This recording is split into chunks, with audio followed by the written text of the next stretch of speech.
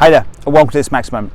Now today I want to tell you a story about a pastor who gave a piece of advice that I believe we could all use in our lives. So at a local church, there was a pastor who was prepared to give their Sunday sermon.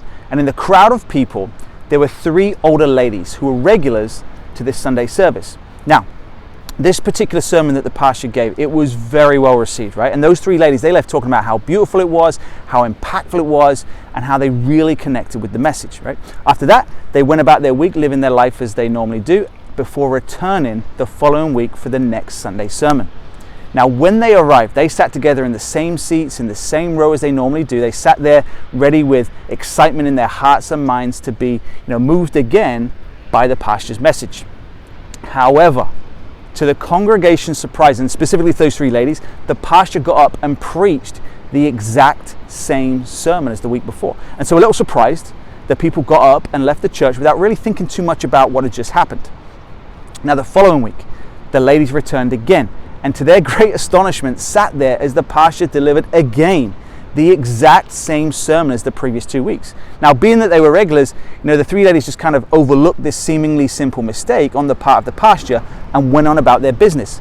Now, this went on for another couple of weeks, with the pastor delivering the exact same sermon over and over again, until finally the three ladies decided, enough is enough, right? And they approached the pastor to get an explanation. And in approaching the pastor, the ladies asked him, they said, "Pastor, are you aware that you have delivered the exact same sermon these last few weeks? And do you not see anything wrong with that?" And the pastor replied, "No, I don't see anything wrong with that. Now let me ask you, do you see anything wrong with coming here every week, listening to the sermon that has the power to change your life and then not do anything with it?" He said, "I will keep preaching that same sermon until you finally apply the message of the sermon into your life." Wow, right?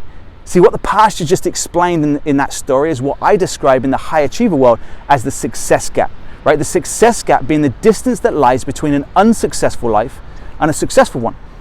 And the myth is this, that to bridge the gap between an unsuccessful life and a successful life, all you need is knowledge, right?